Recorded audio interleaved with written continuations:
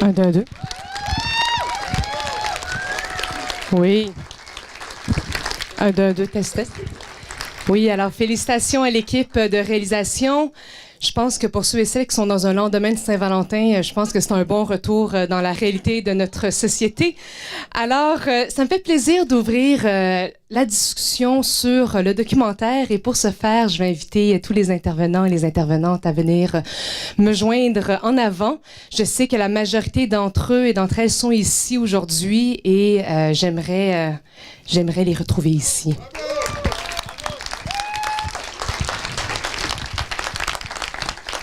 Alors, on m'a dit qu'il n'y avait pas assez de tabourets pour tout le monde, mais je pense qu'on va être capable de trouver de la place.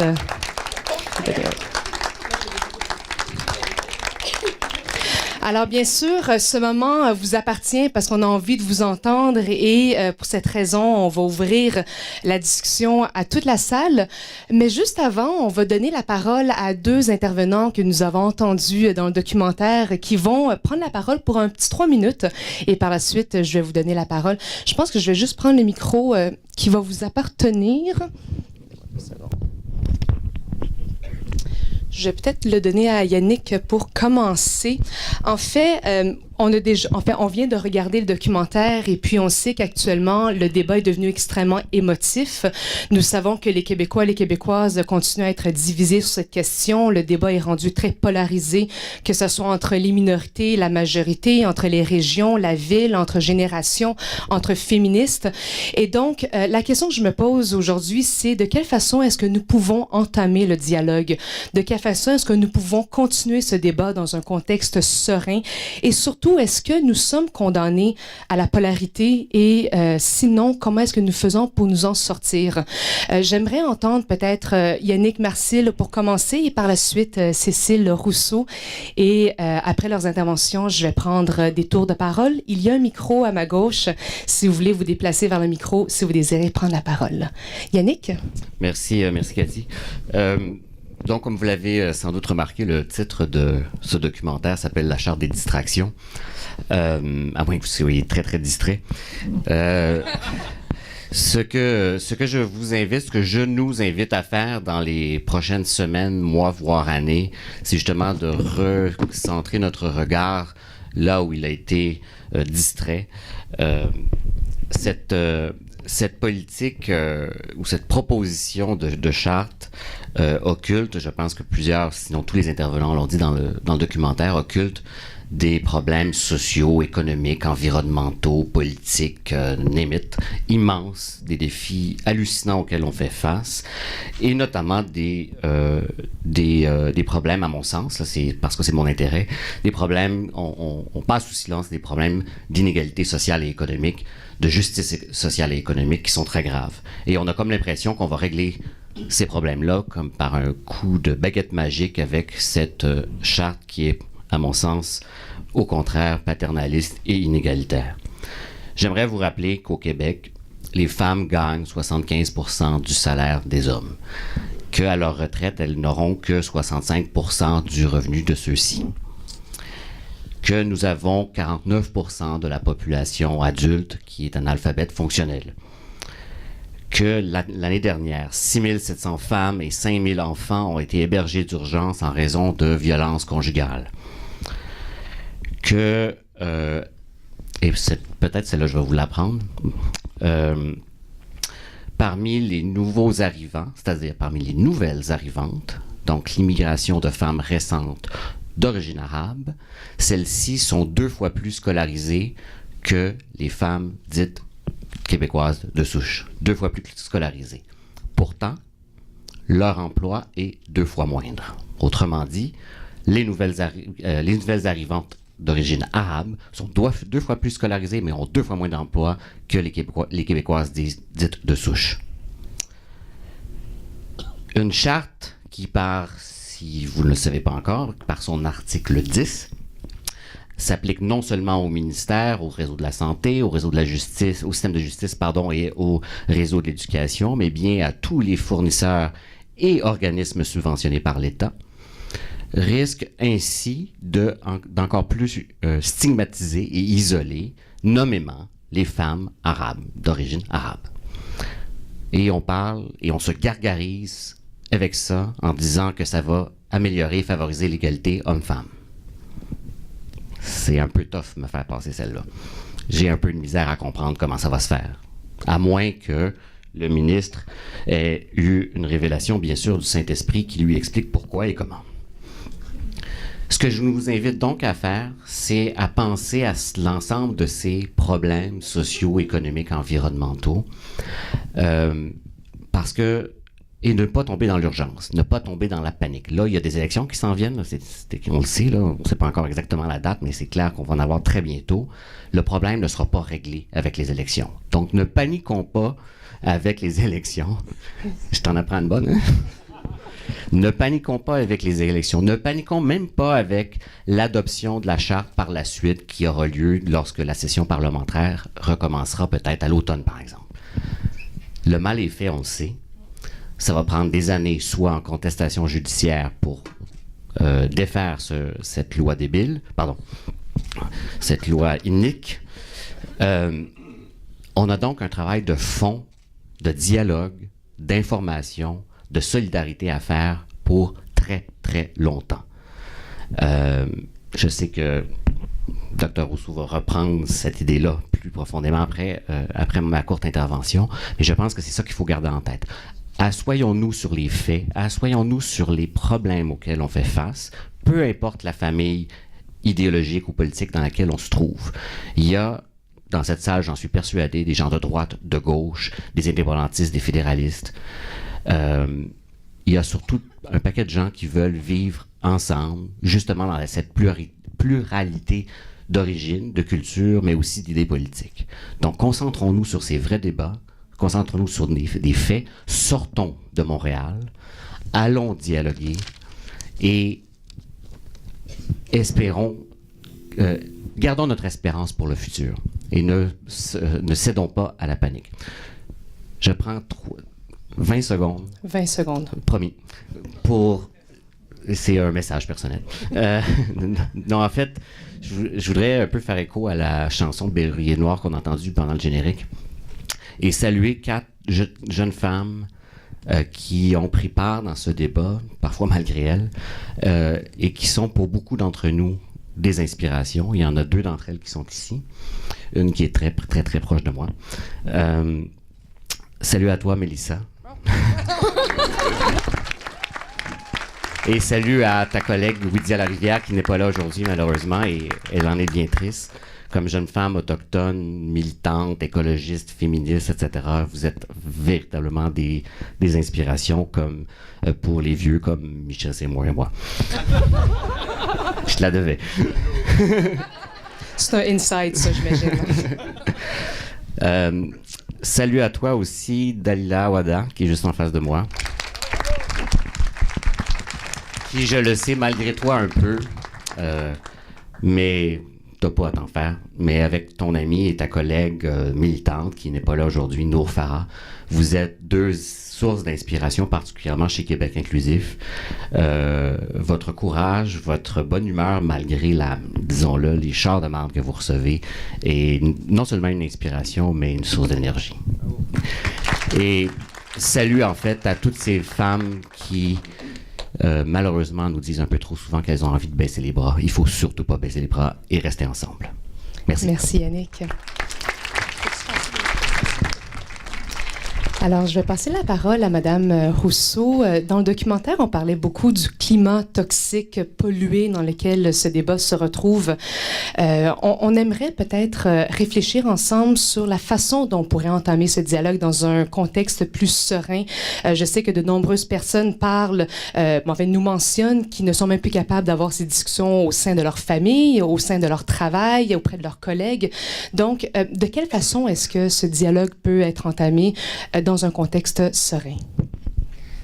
Bon, d'abord, j'espère et je souhaite qu'on puisse en parler tous ensemble. C'est très bien de vous rencontrer tous aujourd'hui. Je vais peut-être soulever 3 points sur la question du dialogue. Donc, comment est-ce qu'on continue ce dialogue en sachant que ça va être un travail de longue haleine? Donc, c'est pas de mois qu'il s'agit, c'est d'années pour les prochaines années. Un premier point, c'est Comment briser le silence? Je pense que dans beaucoup de milieux de travail, ce qui m'inquiète le plus, et plus que le conflit en ce moment, c'est l'omerta. Je pense que quand il y a omerta, quand on ne peut plus parler, c'est en fait que ce dialogue qui est nécessaire n'est d'une certaine façon plus possible. Or, si on est ici aujourd'hui, c'est parce qu'il est nécessaire, mais aussi parce qu'il est possible. Il y a beaucoup de sociétés où il n'est pas possible. Donc, briser l'omerta et le silence suppose une position d'écoute qui n'est pas toujours facile.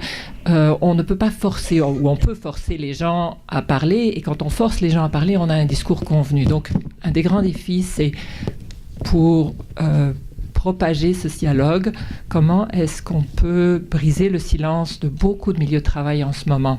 Donc, c'est une de mes premières préoccupations. Une deuxième préoccupation, c'est un peu les conditions du dialogue. Je vais aller à... Dans mon travail, je travaille avec des familles. Si dans une famille, la colère est normale, est saine, est fondatrice. Mais dans une famille, si un jeune traite sa mère de grosse salope et que personne ne dit rien, ça veut dire que c'est légitime. Et si le père dit, comme Jean-François Lisée, c'est pas gentil, là encore, je pense que ça veut dire que c'est légitime. Et donc, dans la condition du dialogue, on peut se parler, on peut être fâché, on peut être en désaccord, mais certaines choses ne doivent pas être dites. Et je pense que la discrimination directe auquel on assiste ces temps-ci ne doit pas être légitime dans notre société. Et donc, il y a nécessité de dialogue, mais aussi nécessité d'un non très clair. Et ça, pour l'instant, ça n'est pas là. Et c'est les personnes qui ont le pouvoir qui doivent le dire. Peut-être le troisième point, c'est plus par rapport à nous, si on veut être les artisans de ce dialogue-là dans les prochains mois, dans les prochaines années, c'est un peu d'accepter de ne pas avoir raison et d'être dans une situation d'inconfort. Si on veut vraiment écouter la majorité, c'est reconnaître qu'elle a quelque chose à nous dire, que les gens avec qui nous ne sommes pas d'accord ont quelque chose à nous dire que nous devons entendre, qu'ils ont partiellement raison. Donc ça n'est pas une position, la position de dialogue ne peut pas être une position de condescendance, et c'est une position qui nous amène forcément à être en contradiction avec ceux qui sont les nôtres, et donc à représenter cette ambivalence, parce que sinon je pense qu'un dialogue n'est pas possible. Donc c'était les points, et j'ai hâte de vous entendre sur cette question du dialogue. Merci beaucoup, Madame Rousseau. Alors, il est temps pour moi d'ouvrir la discussion à la salle. Et puis, malheureusement, je vais devoir, bien sûr, couper la parole après 2 minutes, simplement pour favoriser le plus de participation possible. Et si vous avez des questions directement aux intervenants et intervenantes, n'hésitez surtout pas. Et présentez-vous au départ si c'est possible. Et finalement, je demanderai également que le débat reste le plus respectueux possible. On sait que c'est un débat qui peut devenir extrêmement émotif. Donc, de rester dans le respect. Merci. Monsieur? Oui, Philippe Landry. Tout ce débat-là est dangereux dans le sens où quand on lit, par exemple, Gaston Miron se promène à Montréal et il n'est pas certain tout à fait d'être au Québec. C'est-à-dire qu'avec les enseignes, avec que ce soit Target, l'influence américaine, il se promène et il est déjà un peu frustré de ne pas être chez lui. Et ce qui arrive avec le débat qu'on ouvre, là, c'est que très facilement, ça peut déborder vers le syndrome du larbin. C'est-à-dire, moi, étant frustré que je n'ai pas de pouvoir sur la transformation du Québec, eh bien, je choisis plus faible que moi pour lui taper dessus. Simple commentaire. Et donc, il y a quelque chose de dangereux dans ce qu'on nous propose. Pour ça que je suis plus d'accord sur un débat qu'une charte. Maintenant, une chose très importante que vous avez effleurée, et où il faut aller beaucoup plus loin. Moi, je suis membre de Architectes et ingénieurs pour la vérité sur le 11 septembre. Comme ingénieur, c'est assez dangereux, parce que souvent, les gens ne sont pas d'accord. Mais il reste que une des raisons pour qu'on pointe toujours les musulmans, faussement, c'est à cause du pseudo-procès qu'on a fait suite au 11 septembre. Or, d'abord, en parler aux Québécois, c'est pas facile, dire la vérité sur le 11 septembre. Mais quand on tombe, disons, à Ville-Saint-Laurent ou ailleurs, cette semaine encore, j'étais dans une boulangerie qui était tenue par des Marocains et je leur ai dit « Qu'est-ce que vous pensez du 11 septembre? » Et là, ils ne voulaient pas me parler. Alors j'ai dit « Moi, je vais écrire ma version. Je te la laisse au comptoir. Si ça te plaît, tu viendras me parler. » Après avoir exposé comment ça a été fait, etc., il est venu me parler, puis il m'a dit « Je sais bien que c'est pas les Arabes, c'est pas, compte tenu de la technologie employée, c'est bien davantage, je rentrerai pas dans les détails, c'est bien davantage l'Empire anglo-saxon qui ont fait le coup. » Mais j'ai dit, si vous ne le dites pas et vous acceptez d'être montré du doigt pour le 11 septembre, vous courez un grand risque parce que ce mensonge, ce méta-mensonge-là est en train de transformer la réalité contre vous. Le 11 septembre est quelque chose d'extrêmement grave et comme on pointe les musulmans là-dessus, ben forcément, inconsciemment, ils vont en recevoir toujours l'opprobre à quelque part. J'aimerais vous entendre là-dessus. Merci. Est-ce qu'il y a quelqu'un qui aimerait réagir? Et j'ai oublié de mentionner également, en fait, une petite parenthèse, 99% médias est en train de filmer les échanges. Cependant, c'est des personnes qui aimeraient ne pas être filmées. Vous pouvez bien sûr le demander et on éteindra la caméra. Donc, est-ce qu'il y a des intervenants qui aimeraient peut-être réagir? Mélissa? Oui, j'espère que je vais bien m'exprimer sur ce coup-là. C'est sûr que moi, je parle pas au nom de tous les Autochtones. Ça, j'espère que c'est compris quand on prend la parole, moi et Widia, on parle pour un certain groupe. Et je peux vous dire que le sentiment du larbin, là, ça remonte à plus longtemps que Gaston Miron ou la francophonie. Ça remonte à quand il y a 500 ans, il y a eu un accueil et il y a eu tout d'un coup ce qu'on appelle une invasion. Je pense que 500 ans plus tard, malgré tout ce qui s'est passé, malgré tout ce qu'on a vécu en tant que peuple autochtone, vous ne nous avez pas encore vu mettre le feu aux institutions. On bloque des routes de temps en temps. On bloque des ponts parce qu'on doit quand même se faire entendre. C'est très dur des fois d'avoir l'écoute dans les médias. Je veux dire, c'est assez exceptionnel. L'année dernière, avec I Don't Know More, on a eu de plus en plus d'écoute, mais c'est encore... Il y a beaucoup de monde qui dit « C'est quoi ça, I Don't Know More? » Fait que c'est pas encore là. Ce que je veux en venir, c'est, oui, c'est difficile des fois de passer de la peur qui nous est boostée dans les médias, de passer à vouloir en discuter, parce qu'aussitôt que nous, je donne un exemple, nous autres, quand on veut parler de colonisation, de racisme, de privilèges blancs, puis de parler de détails qui sont très durs pour un certain pan de la population à écouter, là, aussitôt, il va y avoir une fermeture, il va y avoir une montée de l'agressivité. Dans le documentaire, c'est ce que j'ai entendu qui avait le plus de sens. C'est justement, on ne veut pas perdre ces privilèges-là, puis je comprends. Je veux dire, est-ce qu'on a envie de perdre ce qu'on a acquis? Non. Mais le problème, c'est que présentement, il faut que tu acceptes que ce que tu as acquis, tu l'as acquis sur le dos de quelqu'un d'autre. Tu l'as acquis sur le malheur ou sur la colonisation de quelqu'un ou d'un peuple. Donc, présentement, le problème, c'est que ce système-là est en train d'avoir plein de failles, plein de défauts. L'austérité, on ne peut pas s'accuser nous-mêmes, on ne peut pas dire « c'est notre système qui est fautif ». Il faut montrer qu'il y a un nouvel apport qui est présentement l'immigrant, qui est le défaut dans ce système-là. Alors que ce n'est pas du tout le cas, parce que ce n'est pas celui qui profite le plus du système. Il y a un manque de partage des ressources, un manque de partage justement de l'économie. Pourquoi est-ce que encore aujourd'hui on parle de vouloir sauver des femmes musulmanes, mais on ne veut pas sauver la femme québécoise de ce manque d'équité économique-là? Puis c'est toujours les femmes, c'est toujours les femmes qui sont à s'occuper je dis moi, du social, du communautaire, des trucs qui ne payent pas, alors que c'est l'homme qui flotte au-dessus dans les millions de dollars en majorité. Alors ça, c'est des fois difficile de rentrer dans ce discours-là, puis c'est plus facile de s'accrocher à c'est la faute des musulmans, c'est la faute de l'islam, c'est la faute des immigrants, alors que, tu sais, nous autres, on rentrera plus dans ce discours-là où est-ce que c'est toujours un nouveau qui arrive. Non, il y a aussi un isolement. Excusez-moi, j'essaie d'expliquer ça le mieux possible, mais je dis un isolement présentement de la société québécoise en aval et en amont de son histoire. On refuse de penser d'où vient ce positionnement de Québécois de souche chez notre pays, c'est notre identité, parce que ça fait rappeler sur qui a été construit cette identité-là, sur qui a été construit ce pays-là. Et je dis pas que c'est que vous êtes des méchants, les méchants québécois. Non, je dis juste que le jour où il va y avoir une reconnaissance vraiment sincère d'où cette origine de ces droits-là, de ces privilèges-là viennent, ben déjà, tu vas avoir réparé un pan de ton histoire. On ne restera plus l'écharpe dans le pied. Parce que présentement, on est comme la réponse non répondue de l'histoire québécoise. Et pourtant, on a tellement de choses en commun parce que nous-mêmes, on se sent souvent isolés du reste de l'histoire et on se sent isolés du Canada anglais, on se sent isolés, tu sais. Fait que je trouve qu'on est deux peuples qui devraient déjà marcher ensemble. Et en plus, on a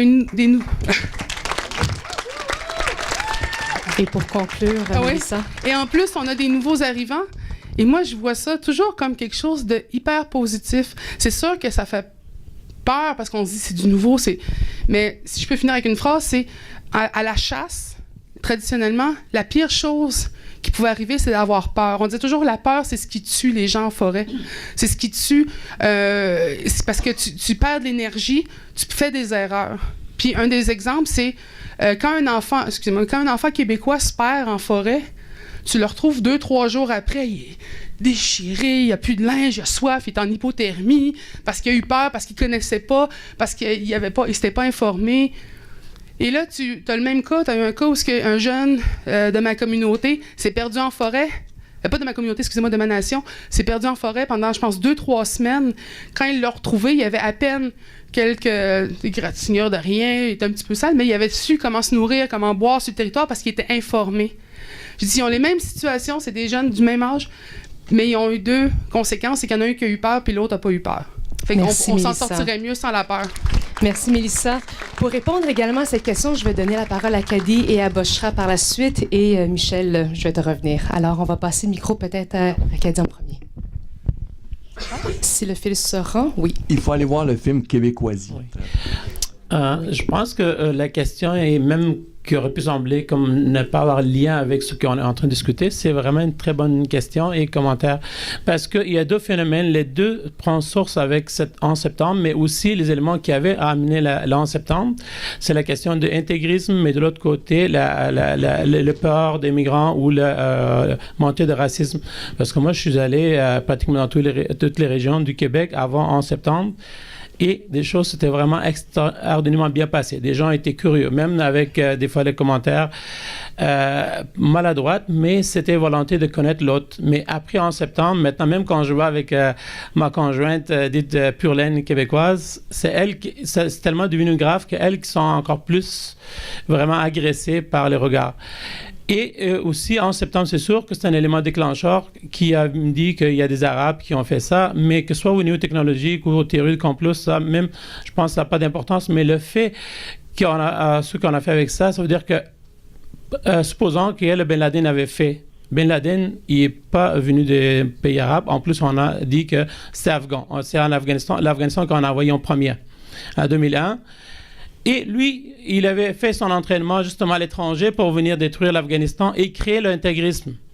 Et l'intégrisme avec lequel on est en train de se brûler en Afghanistan et Pakistan, malheureusement, justement la politique de division qui avait appliquée en Afghanistan pour combattre les gens de gauche, aujourd'hui est en train de brûler. Il est vraiment au bord de faillite, le Pakistan. Et comme j'ai dit, c'est tout ce phénomène qui malheureusement nous amène vers certaines réalités aujourd'hui. Et à ce moment-là, c'est une bonne chose que des gens s'expriment, mais pas en opposition, immigrants et des gens d'origine d'ici. Moi, je me sens vraiment aussi bien avec des gens de couleur blanc, rouge, noir, tout le monde. Et cette réalité, il faut les défendre de cette manière et collectivement ensemble. Ça veut dire qu'il faut démontrer chaque jour que nous sommes ensemble. Il y a une question de classe, il y a une question des intérêts. Parce qu'on a vu Mme Ginette, mais aussi Julie Schneider, qui sont descendues pour supposément questionner le droit des femmes. Mais ces femmes-là, on ne l'a jamais vu aux journées de la femme. 8 mars, ils ne sont jamais descendus dans la rue. Pour les journées travailleurs ne sont jamais descendus dans la rue. Et il y a bien des gens, comme dites québécoises, des souches, ils sont descendus avec moi contre la guerre en Irak, contre la guerre en Afghanistan, pour les droits des travailleurs, travailleuses, pour les étudiants. Alors justement, ce sentiment qu'il faut défendre, et il faut le défendre fortement parce que ceux politiciens, que ce soit des partis québécois ou de groupes islamistes ou d'autres, ils ont toujours, même on a entendu certains discours dans le documentaire en disant qu'ils étaient peut-être pas si mal intentionnés. Ils sont malheureusement ils sont mal intentionnés pour avoir le pouvoir. Et si on laisse faire, comme j'ai dit justement en Afghanistan, il y a 92 quand ils sont débarqués dans la ville pour détruire des gens qui vivaient très paisiblement, des Hazaras, des Pashtuns, Tajiks ensemble. Il y a des catastrophes qui se peuvent produire juste avec ces discours et surtout si on laisse ces gens aller. Et je pense que c'est le temps de faire un barrage collectivement et non un bloc contre l'autre. Merci beaucoup. Boshra? Je vais essayer de répondre très brièvement. Je pense que quelque chose de très important qu'il faut qu'on retienne de ce débat, c'est la question de la contextualisation.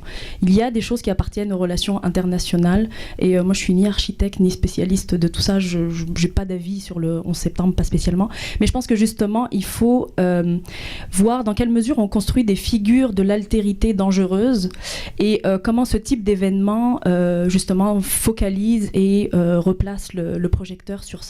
D'abord, pourquoi on a besoin de ce qu'on appelle les minorités séditieuses, dans le fond, pourquoi on a besoin d'une altérité contre laquelle on a besoin de se définir. Et je pense que dans l'objectif de plus dialoguer, il y a aussi la nécessité de nuancer, de contextualiser et de toujours apporter une forme de connaissance plutôt que aller dans la facilité. Je ne sais pas qui en parlait dans le film, mais je pense que ça c'est vraiment très important. Donc, et puis juste un deuxième point par rapport à votre question, on ne peut pas en vouloir aux musulmans comme groupe de devoir se défendre individuellement d'une figure qu'on construit, mais qui est construite institutionnellement. Les médias sont des institutions, les syndicats sont des institutions, etc. Et donc, il leur revient, on dirait, pareil, quelqu'un l'a dit dans le film, la charge de devoir s'expliquer. Et donc, je pense qu'il faut qu'on se questionne sur cette figure-là. Merci, Boshra. Je vais passer la parole à Michel. Alors, Michel Seymour, apparemment l'un des doyens de cette noble assemblée. Permettez-moi tout d'abord d'intervenir en tant que prof de philo de l'UDM. Aujourd'hui même, Rima El-Khoury vantait les mérites de ce film et soulignait l'apport de l'une de mes collègues. Et j'écris sur Facebook « Hourra pour Rima et hourra pour Rioa ». Et ça rime en plus. C'est pour ça que j'écris. Pour répondre un peu à la question, comment renouer avec le dialogue, dans l'hypothèse où il y en aurait eu un, comment l'introduire, et je dirais le forcer. Il me semble qu'on ne peut pas tout simplement le souhaiter comme un idéal ou alors rester dans cette opposition qui, effectivement, ne va nulle part en ce moment. Et il me semble que pour forcer le dialogue, l'une des solutions serait de faire une très grande coalition. Et c'est un peu une idée de Boshra pendant le film. Avec les Autochtones, avec les Noirs, avec les musulmans, les Juifs, avec les Sikhs, avec les indépendantistes, avec les fédéralistes, tout le monde fier d'être au Québec, peu importe nos allégeances, mais tout le monde montrant au gouvernement qu'il fait face à une gigantesque coalition. Et plus on aura ça, plus on va forcer le dialogue. Et la dernière chose que je voudrais dire, cependant, en même temps, et ça fait partie de ce que je viens tout juste de dire, tout le monde fier d'être québécois, il faut pas... Je reconnais, on a tout à fait raison de dire que cette histoire du voile est un voile sur des problèmes économiques parfois 100 fois plus importants, pourrait-on penser. On cache des choses qui sont en train de se passer, qui sont historiques. Le pipeline d'Enbridge, c'est un scandale absolu pour l'histoire du Québec. Et pourtant, c'est ça qui est en train de se produire. Alors, je reconnais qu'il y a là quelque chose qui nous fait oublier des choses fondamentales. Mais la question identitaire, elle est importante non seulement pour les peuples autochtones, pour les minorités issues de l'immigration, mais aussi pour le peuple québécois. Et il faut être ouvert à cette problématique-là pour en finir avec ce problème. Merci. Merci, Michel. Est-ce que quelqu'un voudrait réagir? Donc, Yannick, est-ce qu'il y avait d'autres personnes qui voulaient réagir? Je vais juste donner... Yannick et Rémi. Je suis économiste, je vais juste donner une statistique.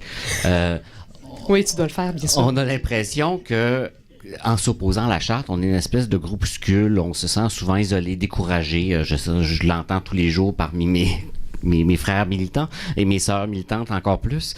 Mais je rappelle que s'il y a 57% des francophones, uniquement des francophones, il y a 57% des francophones qui sont en faveur, de la charte, ça veut dire qu'il y en a 43 qui sont contre. Hein? On peut le regarder à ce bar-là. Puis 43% de francophones, c'est 3 millions de personnes.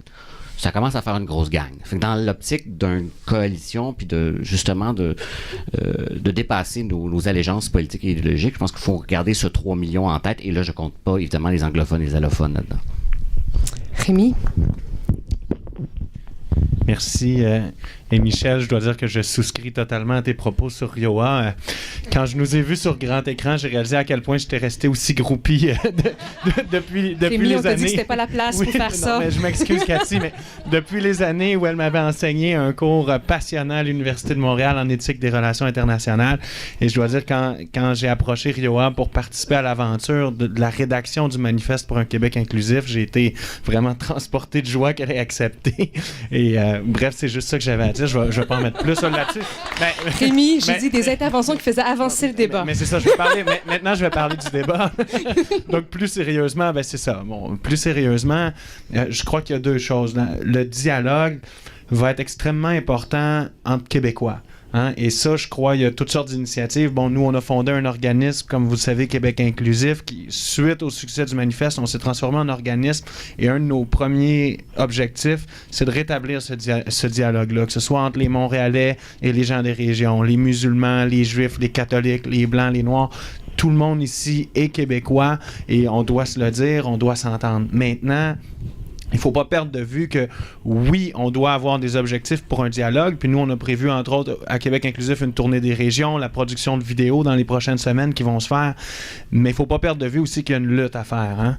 Et ça, cette lutte-là, elle doit se faire. Pourquoi? Parce que de l'autre côté, du côté de Bernard Drinville et du Parti québécois, on a dit, et pour surfer un peu sur l'idée, j'ai oublié ton nom, mais à ma gauche, quand j'ai appris il y a longtemps à l'université que, entre autres, l'éthique du dialogue, l'éthique de la discussion, ça commence par dire qu'on pourrait avoir tort. Hein? Si on veut être ouvert à un changement, à un compromis, il faut au moins entrevoir la possibilité qu'on pourrait avoir tort. Là, on a un projet de charte qui fait consensus sur 90% du contenu. Hein? L'égalité homme-femme, ces trucs-là. Personne n'est contre ça au Québec, ou du moins, là, les gens qui sont contre sont vraiment excessivement minoritaires. Par contre, il y a un seul aspect du projet qui cause problème.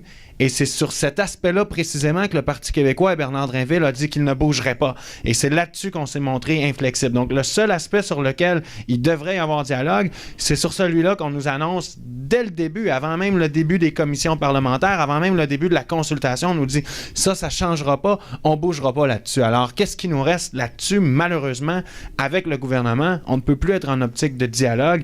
Et là, on doit tomber dans une optique de lutte, de conflit, pacifiste évidemment, mais de conflit en tant que groupe social, en tant qu'organisation. Il faut se préparer et il faut s'allier le plus de monde possible, se tenir par la main et se tenir debout aussi pour dire qu'on est tous Québécois et qu'on ne laissera pas passer ça. Merci beaucoup, Rémi. Alors, en fait, Cécile, je vais passer la parole à Marie-Pascaline. Je vais revenir au public par la suite et je vous redonnerai la parole. Merci. Merci. Je voudrais dire que le débat sur la charte a dérapé. Parce que la charte est baptisée la charte sur la laïcité. Et je pense que si on est plus ou moins démocrate, on reconnaît que la laïcité est importante pour un pays démocratique et que la laïcité est un principe de gouvernance qui est non négociable pour les États modernes. Ça, c'est clair, net et précis.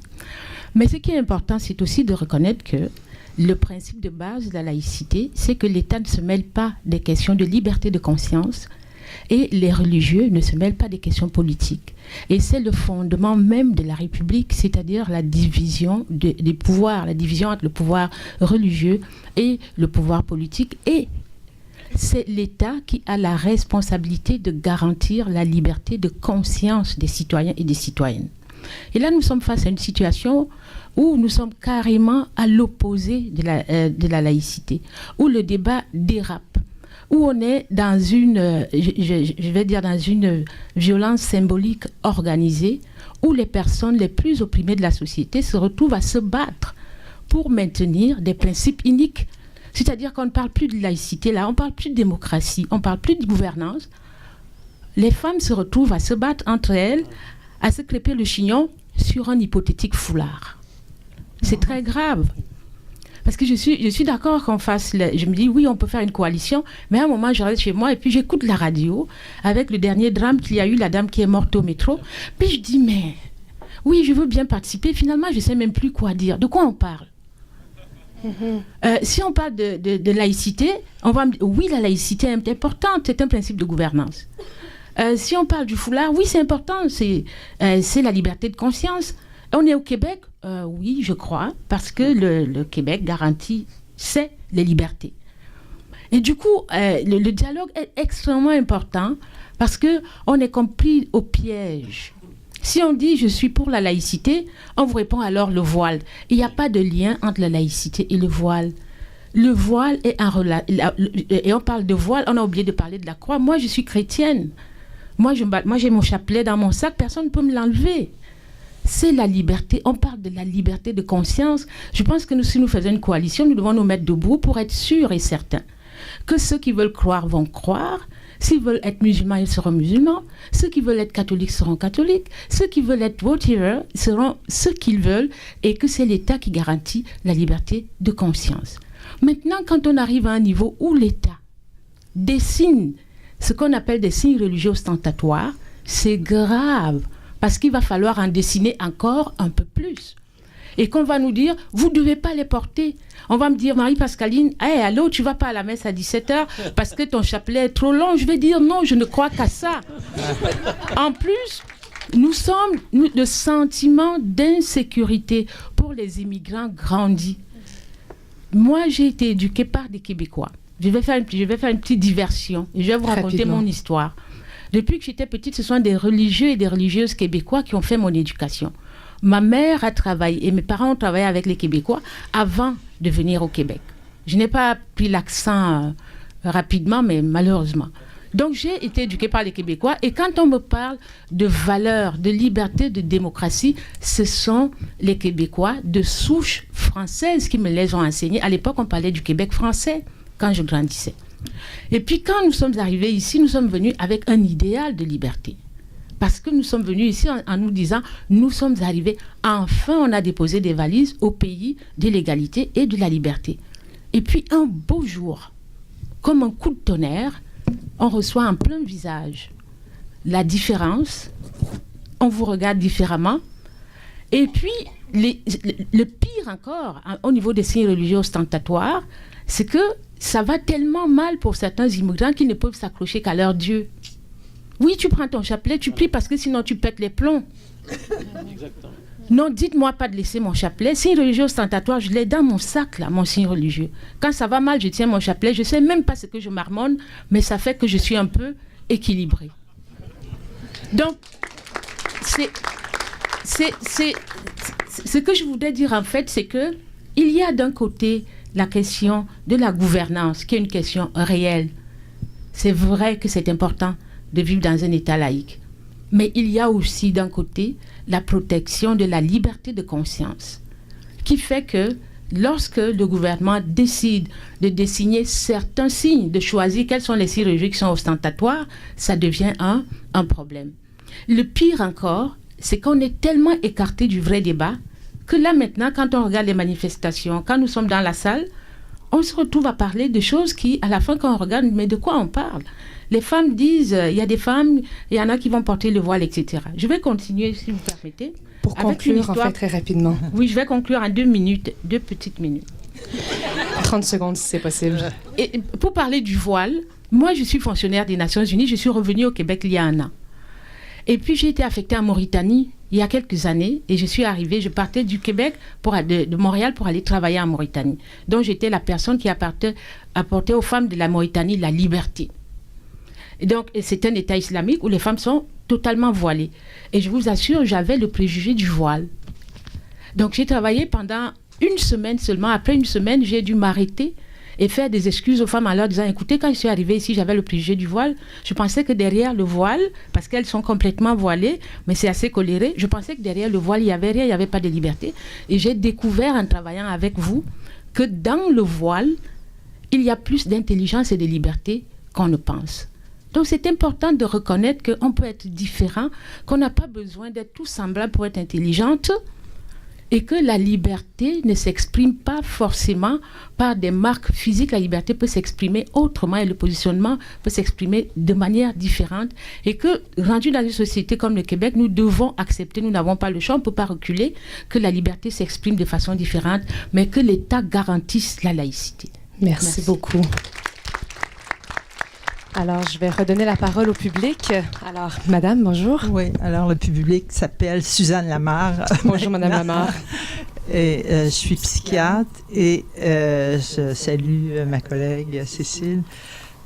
Pour moi, j'ai été très émue et admirative de ce film. Pour moi, c'est un outil extraordinaire. Et là, je vais prendre le 30 secondes.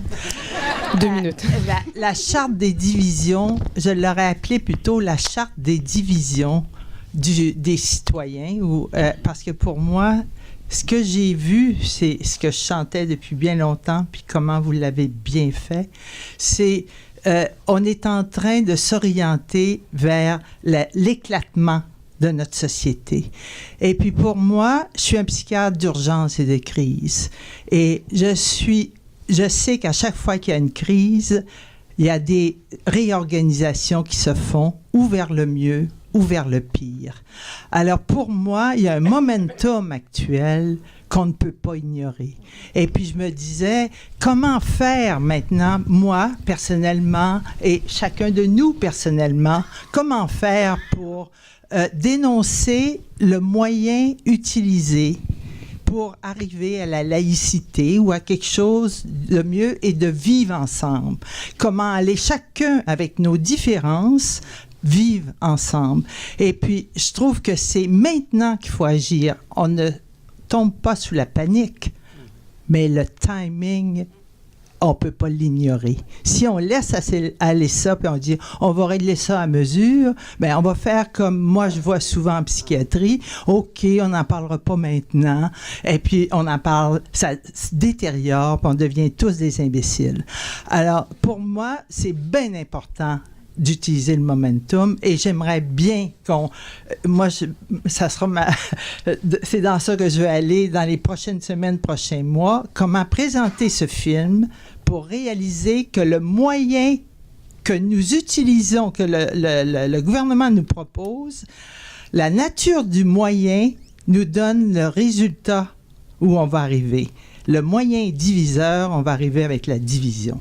Alors pour moi, c'est je vais regarder comment vous allez nous aider à nous remobiliser avec l'outil, la charte des divisions, des distractions. Merci beaucoup, Madame Lamarre. Si je peux me permettre d'y répondre rapidement, je sais que sur le site Internet du film, il va y avoir de l'information sur les futures projections et bien sûr, on compte bien pouvoir partager ce film pour créer des dialogues, pour en discuter. Et Claudine est à côté de moi qui hoche de la tête, donc suivez sur la page Internet du documentaire. Mélissa voulait répondre à l'intervention et par la suite, je vais revenir au public. Mélissa. Oui, merci. Je suis d'accord pour dire charte des divisions, puis charte des distractions. Division, parce que je donne un exemple. J'ai une de mes cousines dans les débuts de la sortie de la charte qui s'est fait dire « Retourne dans ton pays ». Et sa réponse à elle, ça a été de lui dire « Toi, retourne dans ton pays, c'est toi l'immigrant, moi, je suis une sauvagesse ». Alors, elle dit, au début, j'ai eu très peur. Elle dit, je savais pas si elle allait me sauter dessus ou quoi, mais elle dit, je me suis affirmée, puis le gars est resté comme, il a pas répondu. Sauf que c'est là aussi où on a vu que, tu sais, c'était pas juste une question de charte, c'est une question de couleur aussi. Présentement, ce qui était offert comme charte, ça donnait un outil qui permettait de faire des sorties qu'on n'aurait jamais osées avant la charte, des sorties raciales, racistes et de division. Et la charte de la distraction, beaucoup aussi, parce que là, je vais parler, et justement, je trouve que c'est ce qui est horrible, c'est le décès de la dame au métro Fabre. Ça n'a pas été une femme est morte dans un escalator, c'est une femme musulmane. Puis là, ça a été le gros débat, c'est-tu un foulard, c'est-tu un hijab? Puis, excusez-moi mon langage, mais qu'est-ce qu'on en a à crisser? Excusez-moi, là, mais qu'est-ce qu'on en a à foutre? C'est une femme qui est morte. Peu importe, est-ce qu'on son foulard était du bon genre de foulard? Mais ce que j'ai vu après, soit dans les commentaires, dans les articles de journaux ou à la radio, j'ai vu... je vais donner le meilleur exemple, c'était le cirque romain. Donnez-leur du vin et des jeux, distrayez-les, on va les garder occupés. Et là, on a vu les lions commencer à déchiqueter, excusez-moi, c'est un petit peu le chrétien, tu sais. Fait que je me suis rendu compte que c'était vraiment ça, c'était tenir occupé le peuple pour le distraire des choses encore plus graves que des fois, il sent qu'il n'a même pas d'assises ou de poigne dessus. Je veux dire, présentement, on est en train de vendre nos ressources naturelles à gauche, à droite, pour pouvoir... c'est pas parce que ça va nous avantager, nous, en tant que Québécois, mais parce que ça va faire élire des gens.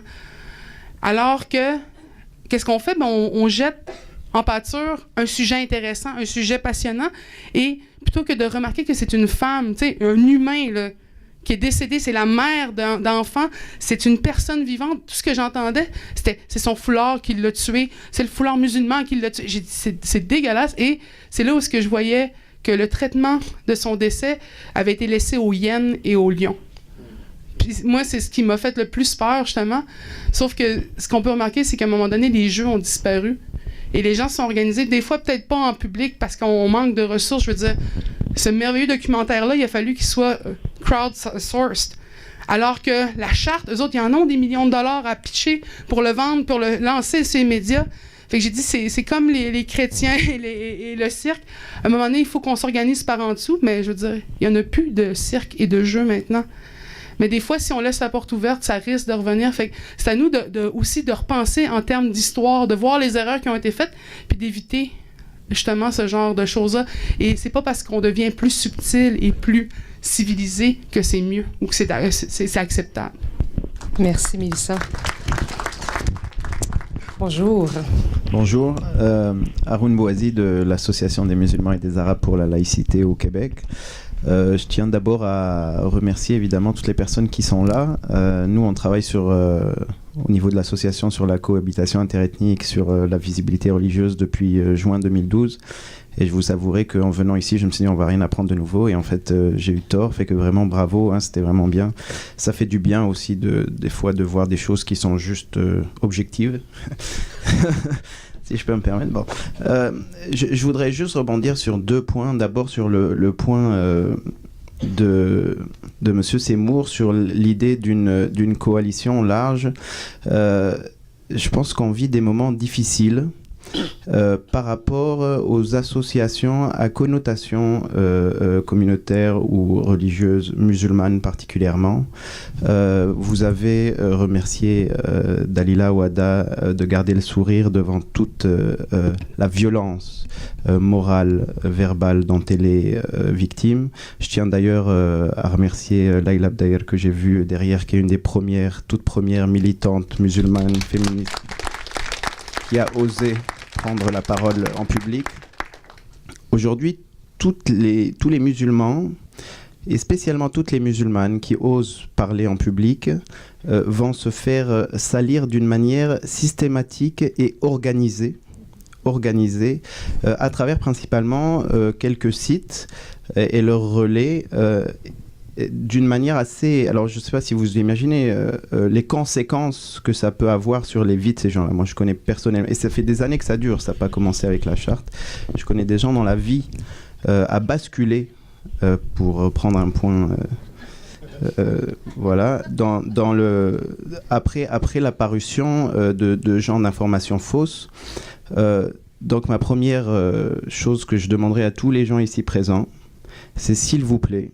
Quand vous cherchez des informations sur quelqu'un que vous avez vu prendre la parole en public qui est apparenté à la communauté musulmane, si vous tombez sur un site où il y a un gros drapeau noir ou une femme en ninja ou des choses comme ça, partez du principe que c'est totalement faux. Il ne faut même pas qu'il y ait un doute dans votre tête, parce que nous, on est obligé de vivre avec le doute qu'il y a dans vos têtes à vous. Et c'est très très lourd. C'est très très lourd. Et autour de vous, il va falloir que s'il y a des gens dans votre réseau qui postent ce genre de choses, ne restez pas silencieux. Ne dites-vous pas, c'est juste quelqu'un qui paranoïe. C'est vraiment... on sait aujourd'hui qu'il y a des gens qui croient à ces choses-là. Et nous, on n'y arrivera pas sans vous, là. Il faut que, pour rejoindre l'idée de dire non, ça ne fait pas partie du débat. Une islamophobie organisée ne fait pas partie du débat. Deuxièmement, par rapport aux associations particulièrement, alors là c'est encore plus flagrant. Aujourd'hui, si on décide de faire une coalition, la moindre association qui existe depuis plusieurs années se retrouve totalement... On a l'impression qu'on fait tous partie d'une manière ou d'une autre d'un ordre mondial, Khomeinito-Wahhabite. Mais c'est... Ouais, voilà, mais... ça devrait être drôle, mais et les gens y croient, et même, et là, même les gens qui travaillent aujourd'hui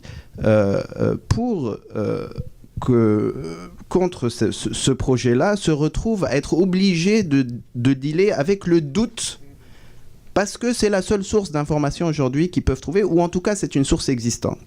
Fait que si on veut vraiment la créer, cette coalition, si on ne réussira pas sans des personnes qui oseront prendre la parole des différentes communautés discriminées, attaquées à travers ce débat, il va falloir que nous-mêmes on fasse un effort et qu'on dénonce cette organisation contre cette parole-là, et qu'on accepte de prendre un risque, parce qu'il y a un risque de se retrouver nous aussi dans ces différents sites-là. Pour en revenir au momentum, c'est ma dernière phrase, je pense vraiment qu'effectivement il y a un momentum aujourd'hui, et on en a même une responsabilité historique au Québec. Déjà, quand un parti politique prend des thèmes aussi dangereux que des thèmes identitaires pour faire campagne, et c'est très grave. Aujourd'hui, c'est beaucoup plus grave parce que c'est un État. C'est le gouvernement qui est garant de la morale publique, qui aujourd'hui met de l'avant. Donc c'est beaucoup plus grave que la DQ, là. On n'est plus du tout dans le même contexte. C'est des ministres qui me représentent, qui vous représentent, qui, en notre nom, mettent en avant ce genre de politique. Et donc on a un momentum pour que ça ne paye pas. On a 2 mois devant nous, même pas, là. Et il faut que aujourd'hui au Québec, on trace une ligne rouge tous ensemble, et que tous ensemble on dise voilà, si on va faire campagne sur la haine du musulman, la haine du juif, la haine de l'Amérindien, des Premières Nations, la haine des Noirs, la haine de qui que ce soit, c'est la recette pour perdre les élections et non pas pour les gagner. Et ça veut dire qu'il ne faut pas seulement voter. Va falloir qu'on s'implique tous, quel que soit le parti politique qui nous représente, que ce soit à travers du temps, que ce soit à travers une mobilisation, que ce soit à travers du bénévolat, et évidemment aussi à travers des dons. Il va falloir qu'on s'y mette tous pour que ça marche pas, parce que honnêtement, on est parti pour un demi-siècle de merde là. Hein. Et pour conclure, ma question, et sera peut-être pour Bochra qui nous vient de France, quelles sont les erreurs qu'il y a eu en France il y a 30 ans pour le demi-siècle de merde qui les attend? Une réponse en 2 minutes, bien sûr, Bochra. Merci beaucoup. Je vais essayer d'y aller par bullet point. Je pense que ce que Haroun vient de dire est très important. Ça rejoint l'idée de Michel, et je pense que ça rejoint l'idée de Rioa. Et pour faire très court, moi je suis passée par énormément d'oscillations depuis le mois de septembre. J'en ai eu marre. Après j'ai encore foncé, puis je me suis retirée. J'ai rompu avec certaines personnes parce que je trouvais que c'était dégueulasse, puis que c'était xénophobe, etc. Puis, dans le dernier mois, je me suis dit, on n'a pas le droit. Et Madame Rousseau le disait, dans une société, donc si on construit une société, on a le droit de ne pas être d'accord, on a le droit d'être différent, et il y a le droit d'y avoir des ruptures. Maintenant, si on n'est plus capable de parler de nos ruptures, autant abdiquer, là. Donc, ça, ce serait la première chose. Je pense qu'individuellement, on a une responsabilité dans nos environnements, qu'ils soient professionnels, familiaux, parce que ça a été une fracture annoncée. C'est comme ça que les premières unes de journaux ont annoncé la charte. C'est la fracture. Donc ça fait 6 mois qu'on est en train de gérer une fracture. Fait que là, il va falloir prendre cette fracture puis dialoguer en étant compréhensif, blablabla. là où j'ai complètement switché, c'est que j'ai réalisé que certains de mes opposants étaient pas du tout des racistes, mais vraiment pas. Et que la ligne sur laquelle je pense qu'on doit être d'accord, et c'est ce que je pense que tu essaies de dire en disant qu'il y a une ligne rouge, c'est on peut pas laisser faire une islamophobie, on peut pas laisser dire, on a le droit d'être ignorant entre guillemets sur certaines choses. Dans le fond, on ne naît pas Pinot Caron, on le devient. Non mais c'est-à-dire que ça Simone se de Beauvoir construit. a dit ça, bien sûr. Non mais et donc je pense qu'il va falloir trouver des lignes de discussion et des lignes de choses qui sont non négociables. Le racisme, ça n'est pas négociable. That's it. Et en fait, j'ai réalisé qu'il y a énormément de personnes qui étaient pour la charte, qui seraient absolument contre le racisme. Donc je pense qu'il faut travailler là-dessus. Pour revenir sur la France, je voudrais juste vous rassurer. J'y étais il y a une semaine et en rentrant en France, parce que je suis des deux pays, donc je rentre aussi chez moi là-bas, je me suis dit, pourquoi j'ai mis 6000 km entre moi et ma famille si c'est pour me retrouver dans la même galère. Et je suis revenue au Québec en disant, le Québec, c'est pas la France, je vous assure. On a une capacité à dialoguer qui est précieuse, qui est là, et si on est là tous aujourd'hui à vouloir avoir ça en tête et comme quelque chose de très précieux, ben c'en est la preuve. Les erreurs de la France, elles sont très nombreuses, elles commencent à être documentées parce que veut pas... ils ont mis du temps à reconnaître, enfin d'ailleurs ils n'ont toujours pas reconnu, mais donc si on peut essayer d'être pas dans le même déni, il y a énormément des erreurs que les musulmans eux-mêmes en France ont faites, dont on peut apprendre. Juste comme ça pour info, il y a un documentaire qui commence à tourner depuis quelques semaines, qui relate, et je vais arrêter là si vous voulez, j'ai plein de références que je pourrais donner sur la France, puis d'idées que je pourrais donner sur la France, mais qui relate justement toute la marche pour l'égalité qui n'a pas abouti en France. Et juste pour terminer, aujourd'hui c'est la figure du musulman qui se retrouve à être la figure altère dangereuse, si vous voulez. Hier c'était la figure du juif. Et je voudrais juste aussi rappeler qu'au final, quand il y a une figure de l'altérité, donc de l'autre, qui devient dangereuse, tous les autres deviennent dangereux. Et je signale juste qu'en France, en ce moment, ils ont à lutter avec un conservatisme qui est homophobe, et que c'est hallucinant. Et donc aujourd'hui, oui, c'est le musulman. Demain, ça peut être encore le juif. Ce sera l'autochtone, l'homosexuel, et j'en passe. Donc, merci. Quand un autre est touché, c'est tous les autres qui le sont. Merci, Bochra. En fait, je vais donner la parole à plusieurs personnes qui travaillent leurs jambes depuis tout à l'heure pour prendre la parole au micro. Donc, je vais peut-être prendre les 3 prochaines personnes qui sont dans la file. Et puis, si vous voulez partager vos interventions en 2 minutes. Monsieur Dorion. Oui, 2 choses.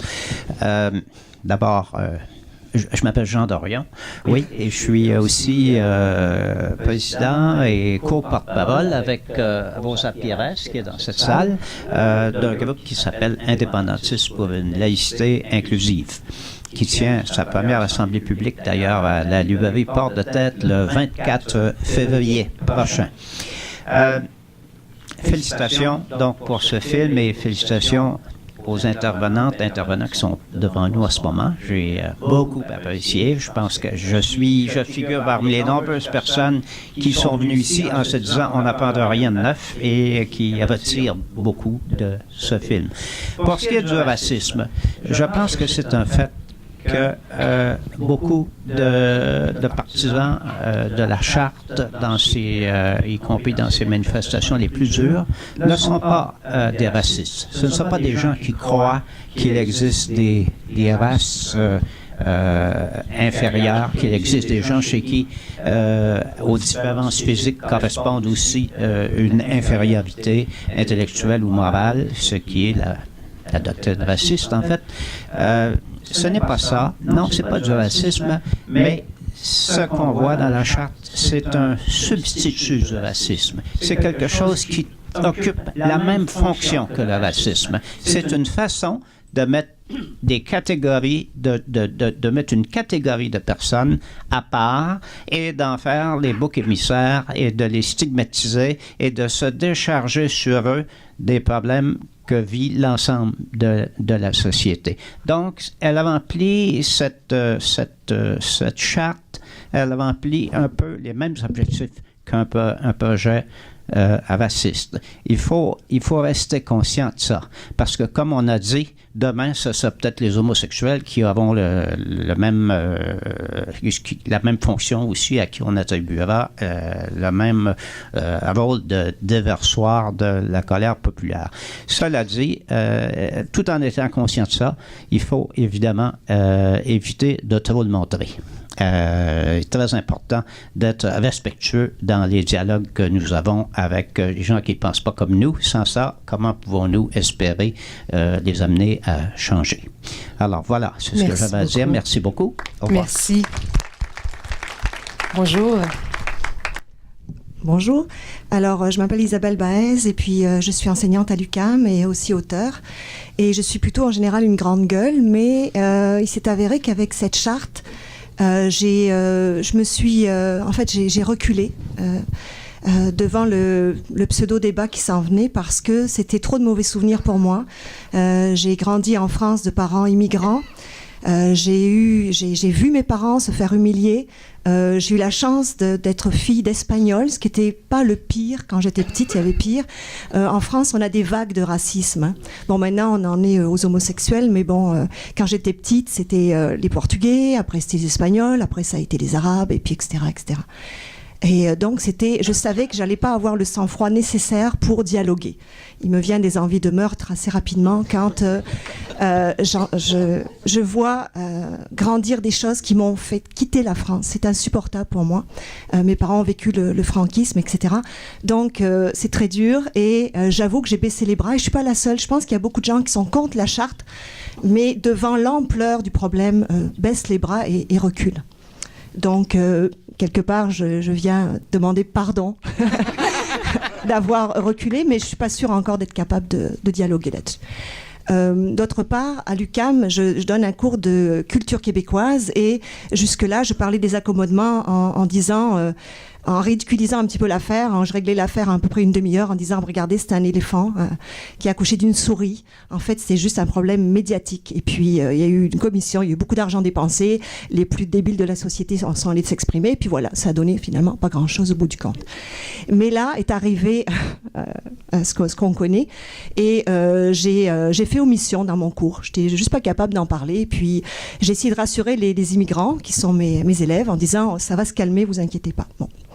Une chance, j'enseignais pas ce cours cette session. Je vais essayer de gérer l'affaire à l'automne.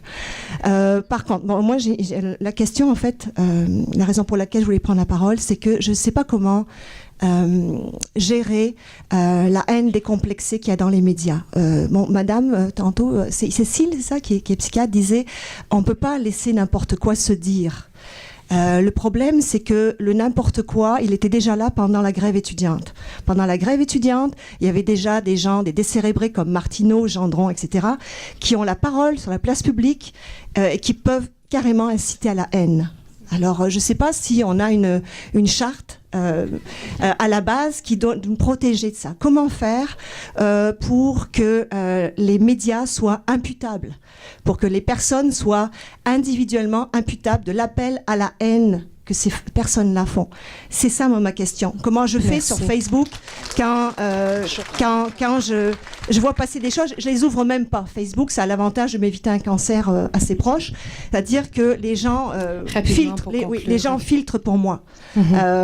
Donc ils disent tout ce qui est insupportable. Et là, bon, moi, je me suis informée de cette façon-là. Mais comment on fait pour, je sais pas, faire en sorte qu'il y ait une impunité à ce niveau-là? On a déjà une impunité policière. Elle est connue. Elle est reconnue, mais il n'y a pas grand-chose qui se fait. Comment on fait pour que les médias, pour conclure, comment je fais pour qu'il y ait un respect de la personne humaine dans les médias? Parce que le problème vient beaucoup de là. Merci. Je vais prendre le prochain tour de parole et après, je vais revenir aux intervenants. Oui, moi, c'est Olivier Huard. Je m'étais assis parce que j'ai une grandeur plutôt ostentatoire. En effet.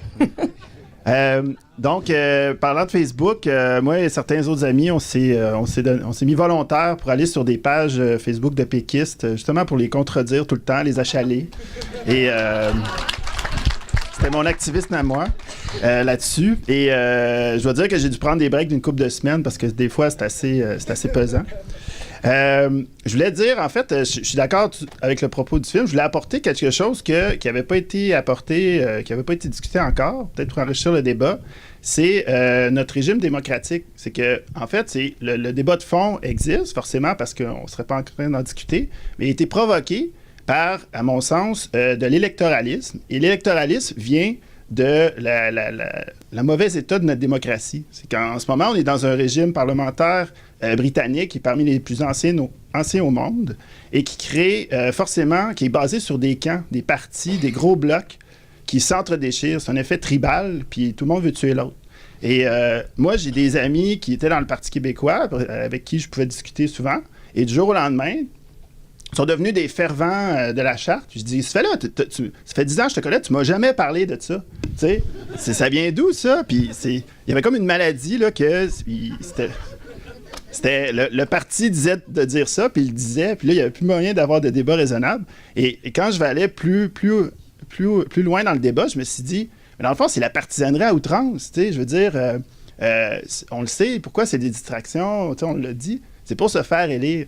Et là, moi, je pense qu'une des luttes je voudrais appeler à une lutte qui ça fait longtemps qu'il existe, c'est d'assainir notre système politique, c'est d'assainir, avoir un vote plus progressiste, permettre des coalitions, permettre des gouvernements qui sont capables d'inciter plus les débats, parce que nos parlementaires, en ce moment, et j'ai fait l'expérience récemment, ne débattent pas entre eux. Il n'y a pas de débat à la tête de notre pays. Puis là, on voudrait qu'il y ait un débat serein à la base, tu sais, je veux dire, ils ne montrent pas l'exemple du tout.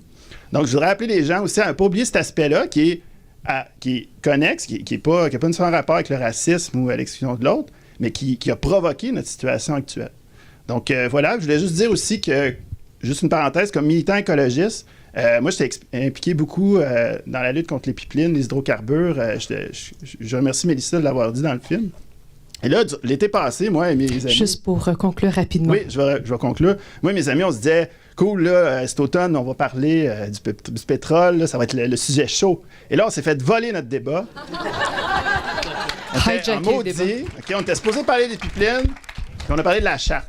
Puis, merci. Alors, je vois qu'il reste des personnes qui aimeraient prendre la parole. Les intervenants, si ça vous dérange pas, je vais juste peut-être en prendre 2, mais vous demander en même temps de raccourcir vos interventions, d'aller à l'essentiel. Et si vous avez des questions, de les poser directement aux intervenants de votre choix. Madame? Okay. Alors, mon nom est Marie-Hélène Mété. Je suis à la retraite, mais je suis aussi une mère en colère et solidaire. En fait, moi, j'ai pas vraiment de questions. On a répondu beaucoup aujourd'hui. J'ai un petit commentaire. Je vais essayer d'être le plus bref possible. Quand ça a commencé un peu à l'image de ma camarade Isabelle, moi, j'ai vite ne plus voulu en entendre parler, ne plus vouloir y participer. Ça m'horripilait et même que ça me faisait peur. Pas nécessairement pour les mêmes raisons qu'Isabelle. J'ai pas connu ce qu'elle a connu, mais le fait d'être une femme, déjà, on est ostracisé dès notre naissance. Alors, ça nous rend beaucoup plus sensibles à une multitude d'événements qui sèment notre vie. Moi, mes raisons, c'est que je me suis vite rendu compte, que je savais déjà, mais là, ça m'est apparu en pleine face, c'est que la démagogie, elle est pas de gauche, elle est pas de droite nécessairement, elle peut aussi être de gauche. Et je suis très contente d'être venue ici aujourd'hui. Je suis venue d'abord parce que j'ai plein d'amis, j'ai plein de camarades, mais je suis venue aussi parce que moi, je veux avoir la liberté de penser. Et de penser tout haut et de me questionner et de douter. Je trouve que c'est important et c'est comme ça que j'ai élevé mes enfants et c'est comme ça qu'on avance. Et là, je me suis retrouvée dans un milieu où je n'avais plus aucun droit de penser, de douter, de remettre en question. On est en train d'encaisser, nous, les Québécois qui sommes venus au monde ici, ce qu'on a fait aux Autochtones, de bien comprendre, de bien saisir et de les écouter et d'aller vers eux et surtout de les laisser venir vers nous. Et il faut continuer ça. Et si ce film-là veut faire œuvre utile, il faut ouvrir la porte à tous et à toutes. Et là, écoutez, là, c'est pas les cons et les imbéciles, là. On sait ce qu'on les veut, on les veut pas. On leur dit, c'est pour moi la ligne rouge. Mais moi, le signal d'alarme, c'est l'ouverture. Il doit être entre nous et entre nous tous. Et on est souvent, et fort heureusement, dépassés par la gauche par nos enfants. Moi, ils m'ont entraîné dans leur sillon. Je les en remercie. Et je veux continuer à penser et à découvrir, mais avec mes doutes et avec ce que je suis. Et comme disait mon fils aîné, « Maman, on est des citoyens du monde. » Eh bien voilà, je suis aussi une citoyenne du monde. Merci beaucoup. Monsieur? Bonjour, Denis McCready, je suis blogueur et producteur de films. Moi aussi, j'ai été très frustré quand la charte est sortie parce que je voulais parler de pétrole. Je suis en train de produire un film sur le pétrole au Québec et je m'inquiète d'avoir de l'eau potable à boire parce qu'on habite à Montréal, qui est en aval d'un pipeline qui veut être inversé. 2 points. Pour moi, ce film-là est le match parfait pour visionner en même temps que le film Québécoisie, qui vraiment ouvre une porte essentielle à toute l'histoire des Canadiens, des Français qui sont arrivés ici et des Autochtones. Ce qui amène à un point sur lequel moi je refuse de débattre quand quelqu'un me demande de débattre sur la notion d'identité et qu'il y a un préjugé qu'il existe une identité pure. Ben, c'est un débat qui est faussé d'avance. Il n'y a pas d'identité pure. La mixité, l'histoire du Québec en est un exemple. Quand on pense qu'à Montréal, au début du 19e siècle, il y avait 25% des résidents de l'île qui étaient nés en Irlande, alors qu'à une certaine époque, les Irlandais valaient pas plus que des chiens. Ils avaient par contre, ils avaient moins de droits en Irlande que les Canadiens français en avaient au Québec.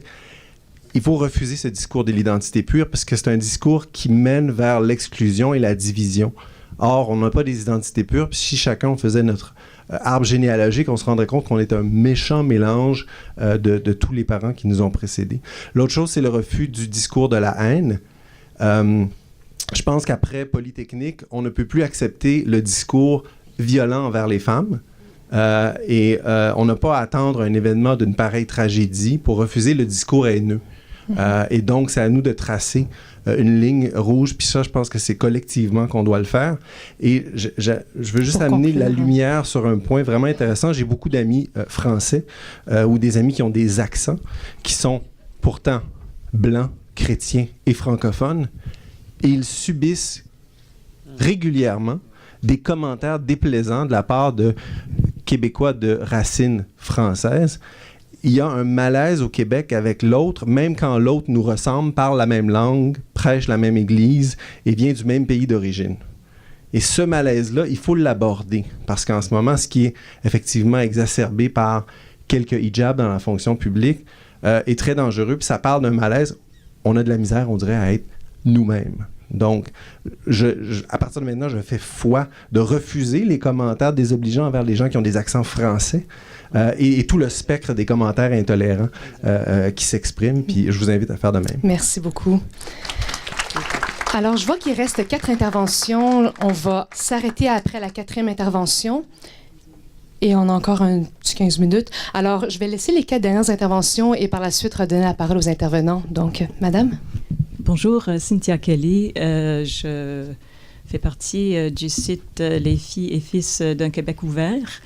Je voudrais très rapidement suggérer 2 choses.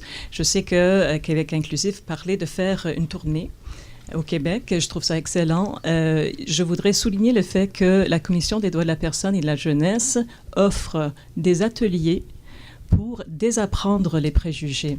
Eux ont la capacité de le faire. J'ai déjà tenu un de ces ateliers à Outremont. Ça fait énormément de bien. Ça prend comme 16 personnes à la fois. Et c'est une façon d'ouvrir la porte dans un contexte où les gens peuvent s'exprimer, mais n'ont pas à faire leur show. Hein? Alors, je pense que c'est extrêmement efficace comme moyen d'éducation. Il faudrait en profiter. Il y a aussi d'autres ONG, je ne vais pas les nommer parce qu'il faudrait aller vers ces ONG pour établir ça, mais en faisant la tournée, si on peut trouver des groupes de personnes, soit dans leur contexte de travail, dans leur syndicat, il y a tous ces réseaux-là à exploiter. Il faut le faire, je crois. Il faut aller par tous les réseaux au Québec, je crois. Et petit à petit, quand les gens ont le temps, à tête reposée, de se confronter à leurs propres idées, là, ils auront aussi la chance de changer de voie. L'autre chose, deuxième suggestion, c'est juste de souligner en fait ce qu'on a déjà dit. Moi, j'étais à une brunch la semaine passée où il y avait des femmes en hijab qui avaient peur pour leur vie, pour leur avenir, pour leurs filles. Il faut se rendre compte qu'il y a des gens qui ont besoin carrément de protection aujourd'hui. Et donc, que ce soit verbal, que ce soit physique, il faut être conscient de ça. Et je pense qu'il ne faut pas avoir peur d'intervenir. C'est tout. Merci beaucoup, madame. Bonjour. Je vais être très courte. Mon nom, c'est Joanne Scollin. Je suis un anglophone de souche. Et des anglophones de souche qui demeurent encore au Québec, qu'on ne veut pas quitter, qu'on maîtrise très bien la langue de Molière. Je suis mariée avec un francophone. La seule chose, je vais dire, je travaille dans une salle d'urgence. Je suis infirmière. On a un médecin ici qu'on voit, he's the poster boy. Mais là, j'étais confrontée avec une femme qui est venue. Elle avait un malaise. Elle dit, moi, je ne veux pas de médecin avec une guinée sur la tête. Salle d'urgence, période d'attente 12 heures. Ni une guinée sur la tête. Moi, j'ai mordu ma langue. C'est pas ma technique. On est rendu là. Mais moi, la seule chose que je veux dire, c'est la haine vers les anglophones, les noirs, les blancs, puis tout ça. On devrait arrêter. Et ça, c'est un film formidable. Merci. Merci beaucoup, madame. Bonjour, Sonia. Bonjour. D'abord, merci vraiment pour ce documentaire à tous les producteurs et intervenants. Moi, j'aurais une question pour Dr. Cécile Rousseau. Je suis une grande fan de tout le travail que vous faites depuis des années auprès des immigrants et puis je suis une fan de tout le monde ici, mais je voudrais savoir comment on fait pour recentrer le débat sur la question de la citoyenneté. Parce que, quoi qu'il en soit, aujourd'hui, c'est les musulmans, c'est le voile, demain, ça va être autre chose. Et moi, on m'a jamais questionné ma citoyenneté quand j'étais dans la rue avec les étudiants, ni même quand je vais manifester pour le logement social. Ma citoyenneté est questionnée quand il est question de séparer le nous du vous et de l'immigrant qui aurait ou pas les mêmes droits que tous les autres citoyens canadiens. Comment le faire dans un contexte où le Canada s'apprête à mettre en place des règles d'immigration qui feraient deux catégories de citoyens canadiens, certains qui pourraient perdre leur citoyenneté, d'autres qui ne pourraient pas. Je crois qu'au-delà de tout ça, quand on creuse, à la fin, c'est de considérer que l'autre a autant de droits que nous, quoi qu'il en soit, quoi qu'il pense et quoi qu'il fasse. C'est une question de citoyenneté. Puis, au-delà de tout, les gens n'arrêtent pas de dire que c'est émotif. C'est normal, en fait, que ce soit émotif. On veut retirer des droits à une partie de la population, puis on voudrait que ce soit pas émotif.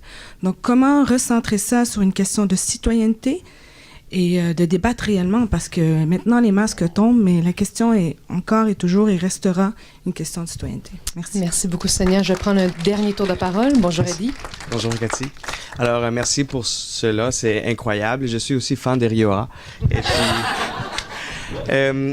deux points. Le premier, c'est concernant les dénonciations. S'il y a quelque chose que j'ai compris pendant ce débat, c'est que les gens veulent parler, mais aussi que les gens ne savent pas qu'il faut dénoncer.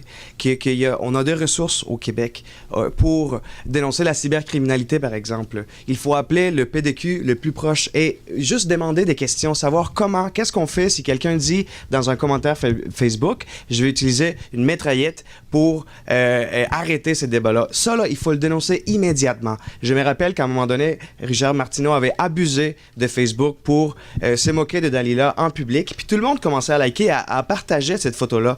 Nous, ensemble, un groupe de 10-50 personnes chez Québec Inclusif, on a commencé à dénoncer ça. On a dénoncé sur Facebook et sur la place publique et il a retiré la photo. Donc, c'est une question de solidarité à laquelle on doit tous adhérer. Mon deuxième point, très rapidement, puis c'est une question pour vous, c'est quoi la fin? Elle est où la fin de ce débat-là?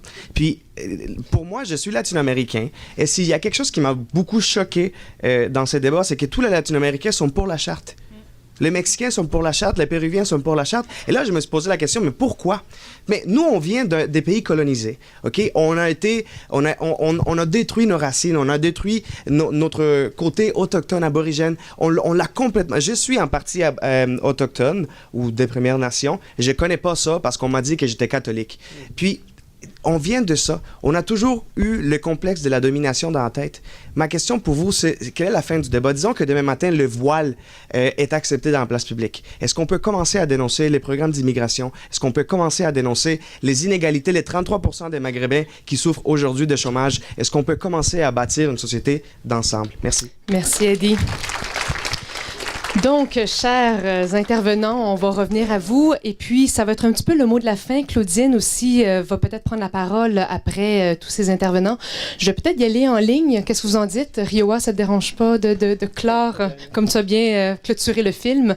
Donc, on va y aller en ligne. Et puis, vraiment, je vous demanderai 2 minutes.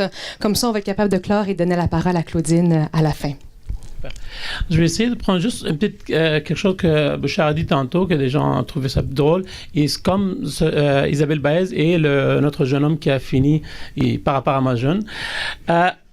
L'imbécilité ou les imbéciles ne naissent pas. Ça, c'est vrai. Moi, je l'ai vécu par moi-même. Je passais par plusieurs étapes, de religieux jusqu'à nationaliste québécois. Et heureusement, je suis rendu peut-être un peu dans une autre étape, peut-être de autre chose. Et je peux donner l'exemple de ma mère qui peut représenter autant les Québécois de souche que des gens d'Amérique du Sud ou d'autres. Il y a une ignorance qui vient depuis l'enfance, mais déjà construite. Et d'autre part, ça se continue. Il y a des gens qui instrumentalisent, que ce soit au niveau du gouvernement ou d'institutions religieuses et éducatives, ils font ce travail. Alors, à ce moment-là, comme je dis déjà, il faut accepter ça, que ce n'est pas quelque chose par naissance qui vient, mais à partir de là, on peut travailler. Et à ce moment-là, on a eu certaines expériences à l'extérieur de Montréal. On est allé débattre avec des gens où Bernard Drenville, il voulait donner ces informations. Au début, c'est très dur, mais il faut accepter le travail des militants et militantes, que les choses ne sont pas faciles. Il faut accepter. Et après certains efforts, même quand je dis que c'est brutal au niveau des émotions, mais ça donne des résultats. Et ça, il faut le faire. Les commentaires, les préjugés sont là de tous les bars, autant chez les allophones que les francophones et dans ma communauté. Et c'est un travail qu'il faut faire. Deuxième chose, comme ce qui va venir pour conclure, qu'est-ce qu'on fait si on se décourage chaque débat et débat? Parce qu'on ne vise pas non plus à renverser la source du problème. Parce que chaque fois, on est confronté à la question des frais de scolarité, aux frais des migrants ou d'autres, parce que ce qui vient justement d'un système de domination. Tant et aussi longtemps qu'il y a un rapport dominant-dominé, ça veut dire qu'on a besoin d'instrumentaliser des gens. Parce que sinon, on ne pourra pas les dominer. Alors, si on veut vraiment finir avec, au moins réduire énormément, il faut combattre, il faut remettre en question des systèmes sociaux, politiques, économiques qui instrumentalise ça. S'il y a des gens qui ont des paroles, comme disait Isabelle, au niveau public, dans les médias, c'est pas pour rien, parce qu'ils servent le système.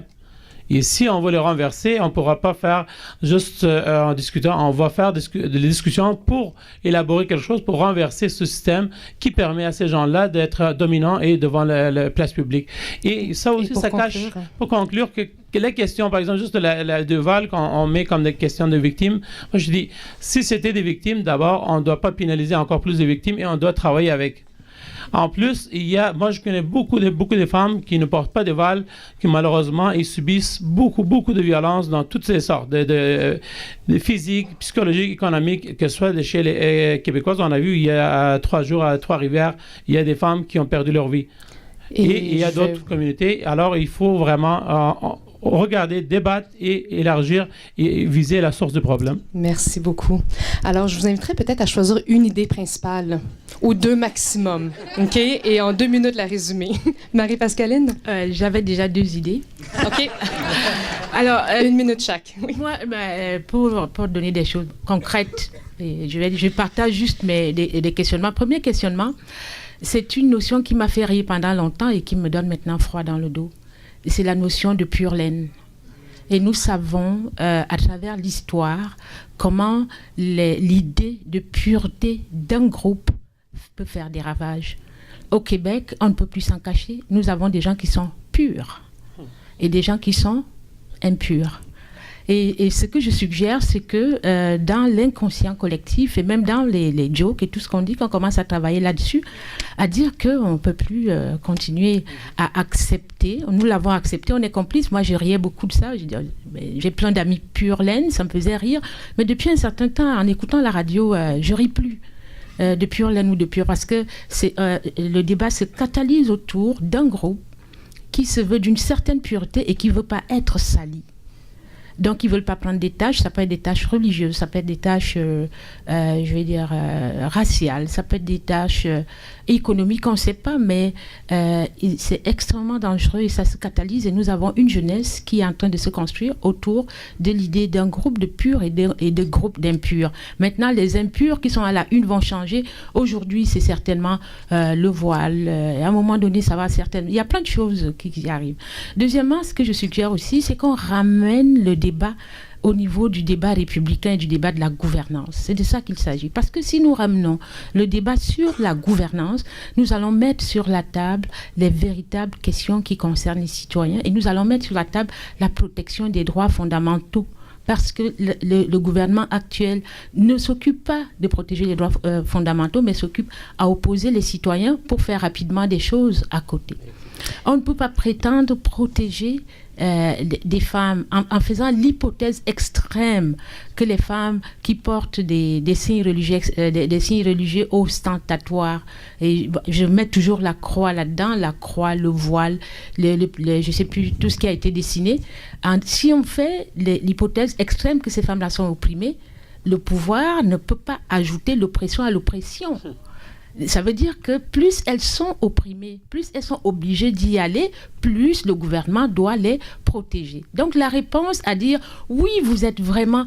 moi, de plus en plus, je dis, si on dit oui, si vous êtes croyant, c'est parce que vous comprenez rien. Je dis oui, c'est pour ça que j'ai besoin d'être protégé. Si tu as le foulard, c'est parce que tu es opprimé. Je dis justement, j'ai besoin d'être protégé. Plus je suis opprimé, moins je comprends, moins j'ai de droits, plus le gouvernement doit me protéger dans mes droits fondamentaux. Merci. Donc, 2 suggestions, je suggère 2 choses. La notion de pure laine, j'ai fini. Okay. Pure laine, ça fait rire, mais on devrait bien réfléchir à ça. Et l'autre idée, c'est l'idée de se dire que c'est un débat républicain. Donc, le débat républicain, c'est la responsabilité des gouvernants de protéger les droits fondamentaux des personnes. Merci beaucoup. Finalement, ça va être une idée. Hein? On va y aller comme ça. Je suis pas sûre de respecter ce que tu vas dire. Je vais y aller encore une fois. Je pense que chaque détail compte, que ce soit les détails de discours ou de pratique ou d'action. Tout compte. Et lutter contre le racisme dans le 101 est une chose, mais lutter contre le racisme qui est surtout institutionnel, dommage Sirma n'est plus là, c'est inévitable et c'est fondamental. Et en fait, la lutte contre le racisme, c'est nécessairement, parallèlement, ces 2 luttes-là. Rapidement, je pense qu'il y a un cordon de sécurité à avoir.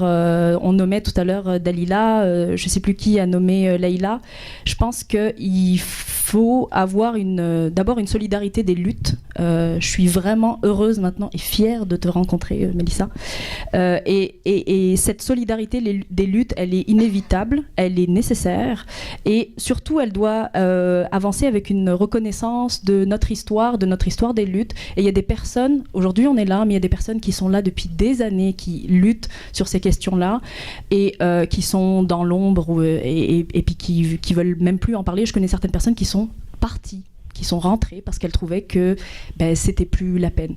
Donc, rappelons-nous de notre histoire. Je pense que quand même le « je me souviens », il faudrait qu'on se l'applique là. Donc voilà. Ça va? Waouh! Je suis étonnée, Bochra. Merci. Yannick, seras-tu capable de relever le défi, toi également? Je suis malade. Je vais juste répondre. En fait, je vais faire vite. Je vais répondre à Isabelle Baez qui, ce que tu m'as dit m'a beaucoup attristé, mais je le comprends. Et c'est ce que j'entends trop, c'est-à-dire ces gens, et particulièrement ces femmes, et particulièrement les femmes d'origine maghrébine, et particulièrement les femmes voilées, qui se retirent du débat. Je le comprends très bien, je l'accueille avec plein d'empathie, mais ça me met un peu en crise. Il faut lutter pour sortir de notre mutisme. Et pour moi, je m'excuse de revenir à cette obsession, mais ça repose sur les faits. Tu demandais comment on fait pour s'objecter, que ce soit à des chroniqueurs dans les médias, mais aussi dans les médias sociaux, ou sur la place publique, ou dans la cuisine, peu importe. Si on ramène le débat aux faits, aux réalités concrètes, sociologiques, économiques, là, il y a moyen de discuter. Sinon, on s'en tient juste aux émotions puis à des questions, on l'a beaucoup mieux dit que moi, sur l'identité, sur la pureté ou ce genre de trucs. Et pour ce faire, donc pour se ramener aux faits, on a chacun nos tribunes, nos réseaux qui sont différents, qui sont variés, mais moi, je persiste à croire que les assemblées de cuisine, on a été invité par un propriétaire d'un café à Hochelaga pour présenter ce film samedi soir dans son café. Il dit, moi, mes clients, ils comprennent pas ce qui se passe, puis ils ont plein de préjugés, je veux qu'on ait un débat. Mais là, on va peut-être être 25. C'est pas grave. Ça fonctionne bien. Tu le sais, Isabelle, je sais pas ce que je te réponds, mais on a fait combien d'assemblées de cuisine pendant la grève étudiante? Puis ça nous a permis d'approfondir les choses, de créer des ponts. On fera peut-être pas de miracle, mais petit à petit, c'est là où on peut le faire. Donc, sortons de Montréal, sortons de notre cuisine ou rentrons dans notre cuisine, allons dans les cafés, présentons ce documentaire et je pense que c'est comme ça qu'on va pouvoir finalement y arriver. Et Yannick, cette soirée de projection, est-ce qu'elle sera ouverte au public? Est-ce que vous aurez une invitation à peut-être partager? Ben là, c'est pas super grand, là. C'est un petit café. Là. 25 personnes, ceux qui le connaissent, c'est le Atomic Café sur la rue Ontario, coin Joliette, donc dans Hochelaga Maisonneuve. C'est donc samedi prochain à 19h. C'est ça, Claude? À 19h.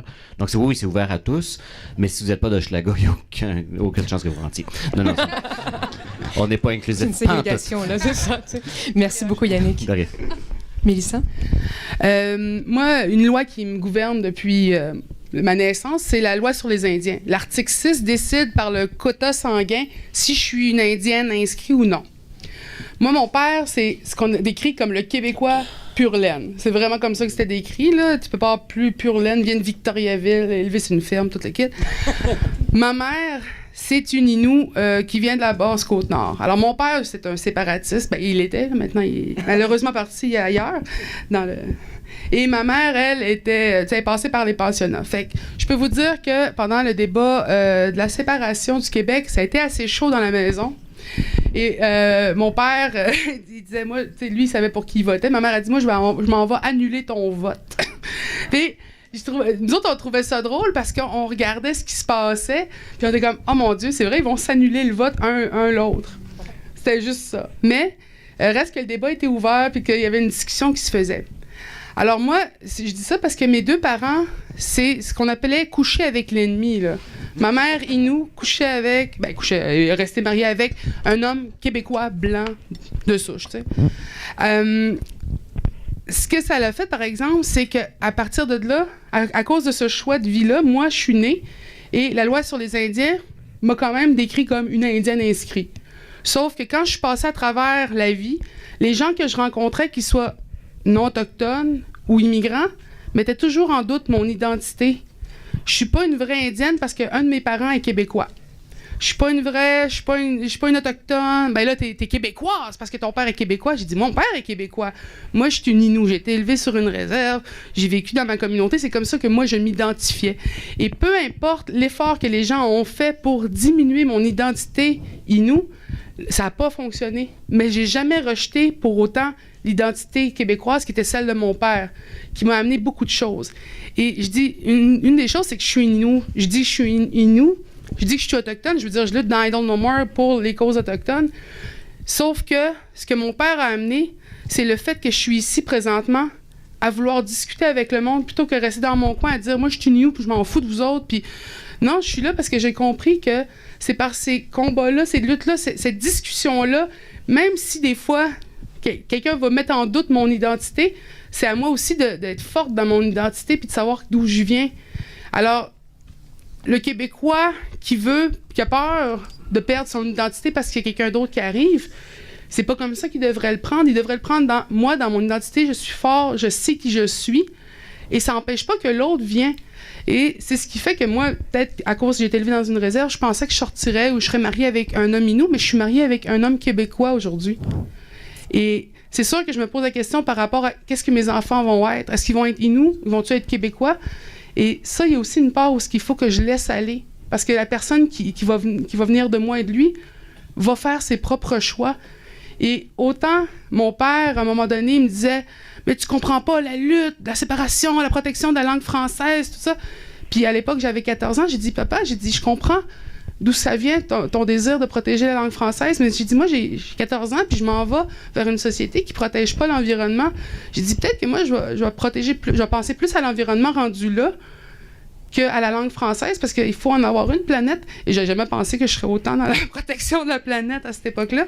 Et pour conclure, Mélissa? Oui, mais pour conclure, c'est le combat, la partie combative de mon père a nourri ma protection de ma propre nation Innu.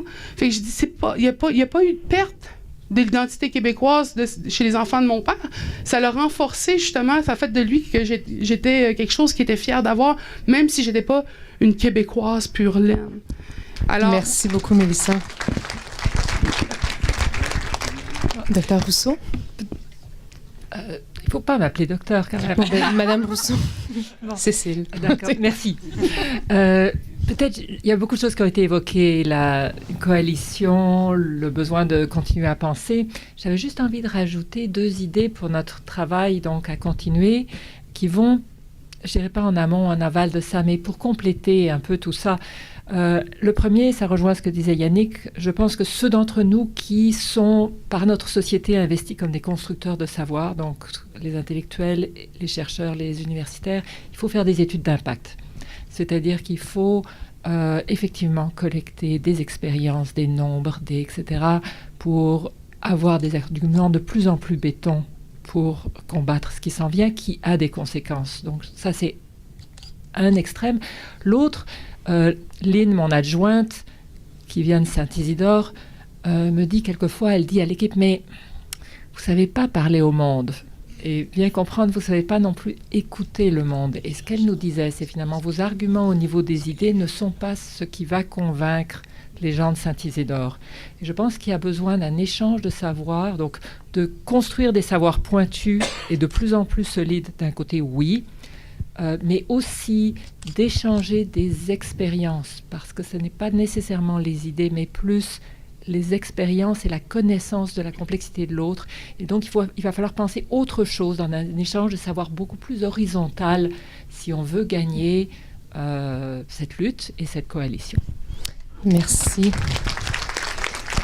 Rémi, pas de déclaration périlleuse, s'il vous plaît. Non, c'est correct. Ria pourra parler pour elle-même dans quelques secondes. J'ai 2 idées principalement pour essayer de suivre les consignes.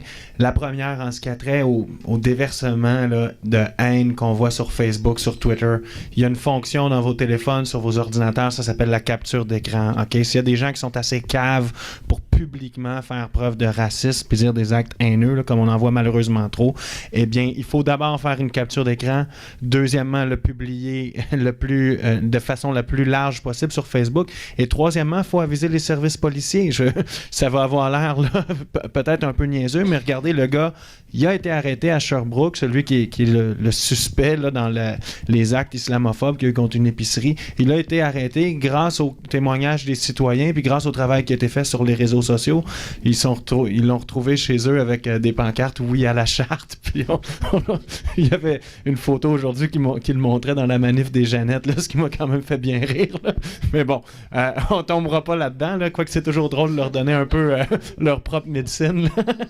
Mais bon, ça, là-dessus sur les actes haineux, c'est ça. Premièrement, et deuxièmement, c'est sur la lutte qui s'en vient. Je suis tout à fait d'accord avec Haroun lorsqu'il disait qu'il faut montrer au gouvernement que de vouloir frapper sur les minorités, ça ne sera pas payant électoralement au Québec. On sait c'est quoi le but du Parti québécois avec ça, c'est d'aller prendre des comtés principalement à la CAQ. Okay? Alors, on a quelques comtés qui sont très faciles à cibler et on sait c'est dans ces comtés-là que le Parti québécois veut faire des gains. Une autre des choses qu'on va faire à Québec inclusif, c'est que pendant la campagne électorale, on veut porter main forte aux adversaires du PQ dans les comtés que le PQ a ciblés pour leur montrer que ça ne sera pas payant électoralement de faire de la politique sur le dos des minorités. Puis je terminerai en disant que, selon moi, on assiste au dernier soubresaut d'une certaine forme de nationalisme exclusif là, canadien-français. Là, tu sais, dans la foulée des Duplessis et des Lionel Groulx, aujourd'hui, on a Bernard Drinville, Mathieu Bock-Côté, puis cette gang-là. OK? C'est pourquoi c'est violent comme ça? Pourquoi ils veulent nous faire taire comme ça quand on pense à des femmes comme Dalila, comme Nour qui prennent la parole? C'est que ces gens-là se rendent très bien compte qu'à cause des changements démographiques au Québec, c'est leur dernière chance de gagner. OK? C'est pour ça qu'ils sont aussi violents avec nous et c'est pour ça qu'il ne faut pas fléchir. Et quand je pense, puis Dalila, je regarde tout le courage que tu as, j'en parlais hier avec Pascal, ma femme, et on disait ces femmes-là, comme Dalila, vous êtes, selon moi, la nouvelle génération, là, l'équivalent des premières féministes au Québec qui ont revendiqué le droit de vote, l'équivalent des premières féministes qui ont voulu être admises comme avocates au barreau du Québec, et on leur avait nié à l'époque le droit d'accéder au barreau du Québec en disant que ça allait contre les valeurs de la société canadienne-française et les valeurs catholiques. Ce qui démontre à quel point c'est un glissement dangereux de vouloir retirer des droits à des gens sur la base de des valeurs. Et écoutez, les filles, il faut continuer de se tenir debout. Puis selon moi, vous êtes des pionnières, vous êtes les premières musulmanes québécoises qui se tiennent debout. Puis vous avez toute ma solidarité et mon admiration. Merci. Rémi, j'ai vu des étoiles dans les yeux de Pascal, alors... Rioa, pour conclure. Oui, alors pour commencer, simplement remercier donc toute l'équipe des artisans de ce film. Je trouve votre initiative absolument courageuse et je vous souhaite bonne chance, bon succès et puis nous serons tous solidaires avec vous. Et également, juste pour revenir à quelques réflexions en vrac, à certains concitoyens qui ont préféré, pour toutes sortes de raisons tout à fait légitimes, de ne pas se lancer dans ce débat, notamment parce qu'aux toutes premières heures, on a beaucoup invoqué l'argument de la wedge politique et que si on embarquait dans ce débat, on ne faisait que nourrir cette wedge politique et que ils se refusaient à être complaisants par rapport à cette stratégie électoraliste, etc. Et je peux comprendre cette analyse. Mais en même temps, quand une wedge politique s'en prend à la violation de droits individuels fondamentaux qui constituent le pilier d'une démocratie libérale que nous voulons chérir, à un moment donné, ce silence devient peut-être aussi, d'une certaine façon, une masse d'inertie. Et je prierais simplement mes concitoyens qui sont capables de, effectivement, prendre part au débat public et de prendre la parole, d'au moins faire une chose, c'est de dénoncer effectivement les formes de xénophobie politique qui sont instituées par, en fait, l'État. Nous sommes dans un combat à armes inégales et c'est vraiment sur la société civile, en fait, qu'il va falloir compter pour pouvoir essayer de au moins endiguer les décharges de violence xénophobe, raciste à l'endroit de certains de nos concitoyens. Je veux bien discuter avec mes collègues, mes concitoyens qui sont pro-charte. Je conçois que c'est un débat extrêmement compliqué, très émotif, qui touche à tellement d'aspects sur la question identitaire ici au Québec. Il faut effectivement ouvrir le dialogue et le rendre possible. Mais vous savez, il y a eu aussi un bris de confiance. Et dans ce sens-là, je dirais que pour tous ceux et celles qui sont pour le moment pro-charte, peut-être faire juste une chose qui pourrait peut-être rétablir le pont du dialogue, c'est de vraiment vous mobiliser, de vous organiser pour dénoncer et rendre imputables les actions du gouvernement qui permettent de tels déferlements.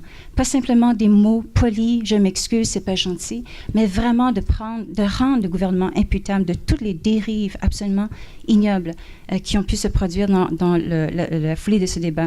En tant que professeur, je m'adresse cette fois-ci à la fois à mes collègues professeurs et aux étudiants qui en enseignent. Il me semble tout simplement incompréhensible que pendant des années, on a accueilli dans nos classes de cégep et d'université, dans nos classes de médecine, de droit, de sciences infirmières, d'éducation, des jeunes femmes musulmanes qu'on a côtoyées, qu'on a accueillies à bras ouverts. Et tout à coup, à cause de ce projet de loi 60 contenant l'article 5, on leur tourne le dos. Comment faites-vous? C'est une question, enfin... Comment peut-on défendre certains articles, certains aspects du projet de la loi 60 devant elles, ces étudiantes? Comment peut-on défendre un idéal d'accessibilité à l'éducation supérieure, au cégep et à l'université, quand en amont, on leur dit l'éducation devrait être un bien public commun, ouvert à tous, et qu'en aval, en fait, on se rend compte qu'il y aura des postes et des fonctions au sein de la fonction publique qui leur seront interdits. D'emblée, ceci serait institutionnalisé à travers un projet de loi. Il me semble qu'il y a une incohérence qui nous questionne quand même. Et puis, juste pour conclure, avec un mot d'espoir, je regrette que dans le cadre du montage de ce documentaire, j'étais pas très de bonne humeur pendant l'entrevue. Je suis vraiment désolée, mais en vérité, je voudrais quand même souligner le fait que je suis une éternelle optimiste et je voudrais quand même réitérer mon amour le plus profond, le plus viscéral pour le Québec d'aujourd'hui.